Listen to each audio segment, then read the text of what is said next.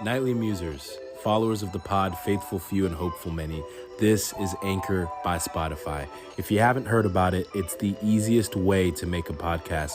It's the very platform that allows me to give you what I give you on the nightly. So let me explain. Anchor has tools that allow you to record and edit your podcast right from your phone or computer. And it gives you the ability to distribute your podcast on listening platforms like Spotify, Apple Podcasts, and so much more. It's everything you need to make a podcast in one place. And best of all, Anchor is totally FREE free. So here's where you come in.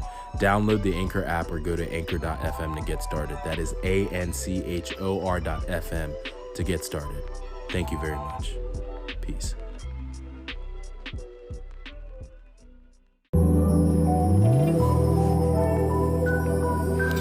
Welcome to the Nightly Muse podcast.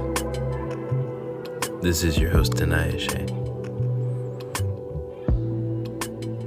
This episode is dedicated to my friend, Cesar. I think I said it right. Americanized it Cesar, but he was teaching me how to say it, and it's Cesar. Cesar. I'm trying. In part because I was teaching him how to say my name, which is Tinayeshe, and it's a sweet thing to learn how to say somebody's name the way that it was intended to be said. I got to watch Game 4, which dates when this episode was recorded, but I got to watch Game 4 with him. And it was pretty spontaneous. I sent him a funny message on Instagram, and then I was like, when are we going to hang out? And he was like, yeah, when are you free? And then I didn't respond. And then I sent him another funny video because I suck at texting. But think of people when I see something funny that I care about. And so then he texted me and he's like, yo, when are you free? And I was like, thanks, because I totally dropped the ball. And we just... we ended up watching the game together, and we just started talking about life. And it was funny because that was one of the best games that I've ever seen. Freaking Steph Curry, man. What a guy. 43 points.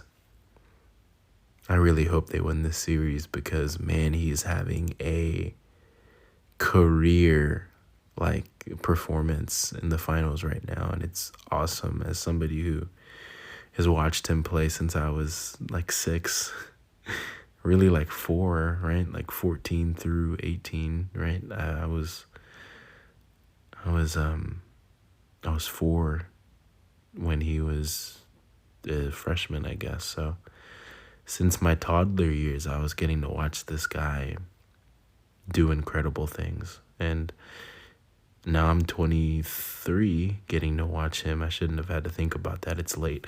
But I'm getting to watch him mesmerize me again, and it's pretty sweet. And so, go Warriors, man. Dub Nation. If it were any other team in the finals from the West, I'd be cheering for the Celtics because I love me some Jason Tatum. The Brotherhood. Go Blue Devils. Now you see the two teams I'm a fan of, and maybe that's going to decrease my viewership, but listenership really, but that's okay. I was hanging out with Cesar, and my guy, we both work in the church, and we just got to have really sweet conversation, and just encouraged me a lot to be with him. And really, because I'm not, putting our conversation on wax, but again, just reminded me the beauty of having friends that are willing to stick around and let me talk their ears off until 1 a.m. And really, I don't have a lot to say outside of I live in my head. I overthink everything, and my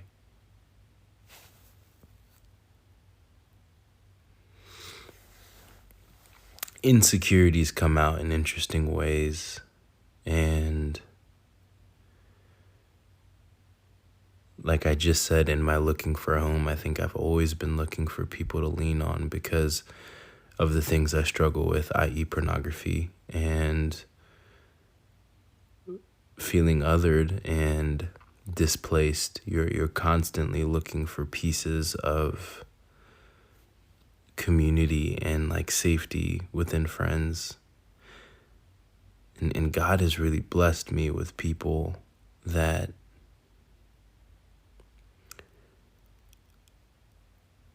are available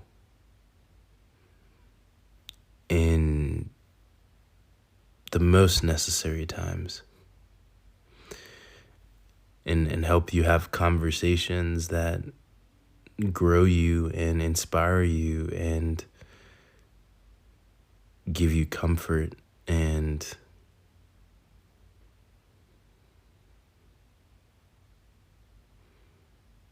truly what you need. Not always what you want, but what you need. And I'm just really thankful for that. And so, my pastor, he I don't know if he coined this phrase, but he always talks about looking for your 3 a.m. friend, your person that you can call on the drop of a hat and they will answer or they will reach out. The people that, the old school, the speed dial friends, right? And I've got plenty really, really good friends. And I think within the church world, it is nice to find friends that get the job because it is an interesting job. The work that we do, it is fulfilling work. It is, I believe, the Lord's work, and ministry can be in any area. It doesn't have to be your job, but you can do ministry in your job. And with ministry being my job, it feels like ministry is just always happening. And that can be exhausting and that can be loads of fun. But I just encourage you guys to find friends like Cesar who let you in their home and don't rush you out because they make space for you to just exist and express and encourage and edify you. And also challenge you in the ways that you need to be challenged and offer new and different perspective. It's beautiful. And I don't know, I wanted to shout out somebody, and I also just wanted to acknowledge that if you're a friend of mine, I'm super thankful for you. I know that I talk about Timmy often, and Teve will probably get his own episode for me to gush about him, but over the years, I've been blessed with really, really, really great friends that came at crucial moments. I often notice, it was interesting when I said crucial that one time or something. It's like I have a gap in my teeth, in my front teeth. I love my gap. It's one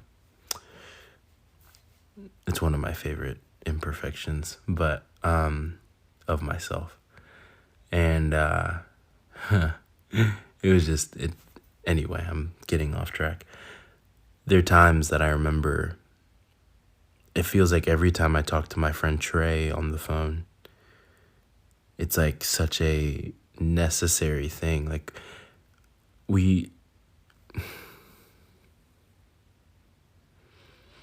I'm trying to, within the friends that I have, within the connections that I have, I'm really just trying to make meaningful relationships with people to the degree that I'm able. And God is really, really blessing that effort. And sometimes it's not even mine. Sometimes it's the effort of somebody chasing me down and And sometimes it's the gift of mutual, like, effort and chase and pursuit. And I just think it's a beautiful thing.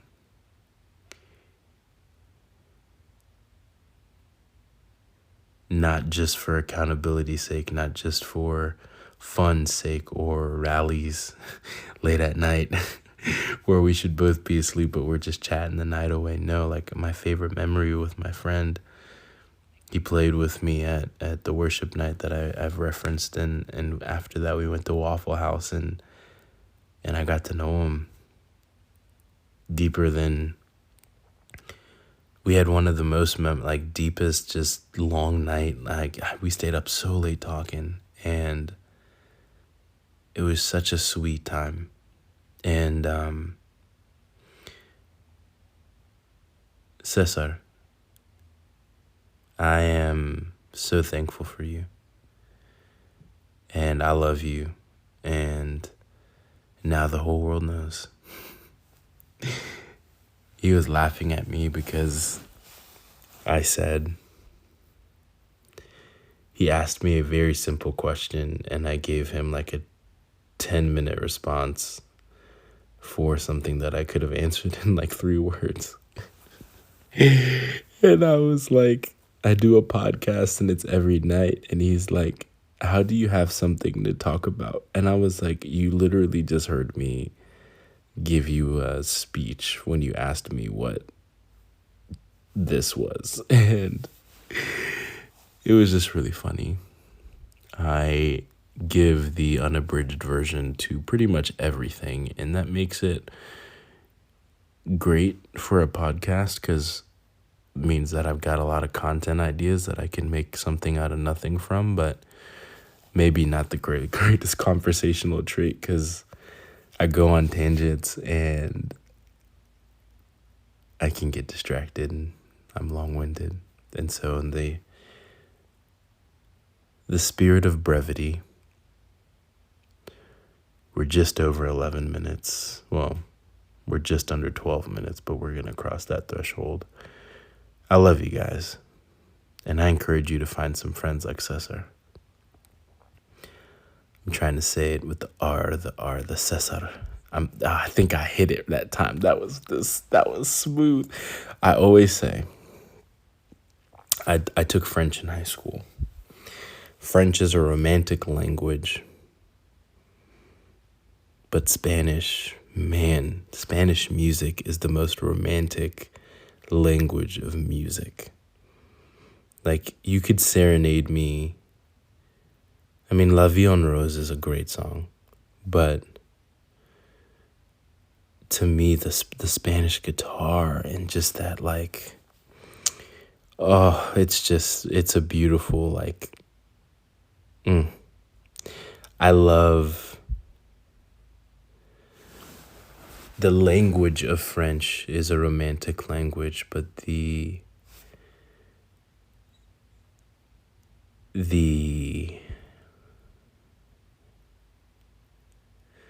I mean, we say the Romance languages literally because they're derivatives of Roman, of Latin, the Roman language. But anyway, it's just fun to learn pronunciations because I am from, and I'm ethnic, and we're all ethnic, but I'm international, and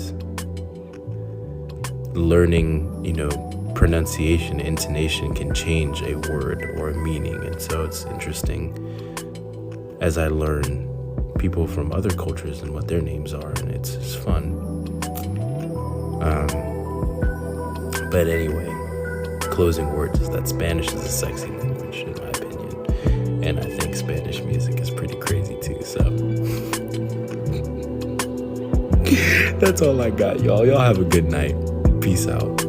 Shout out Low Fly. My goodness, I need to stop saying peace out before shout out Low Fly so that I can let y'all leave. Peace. I'm going to bed. F is for friends who do stuff together. U is for you and me. N is for anywhere, anytime at all, down here in the deep blue sea.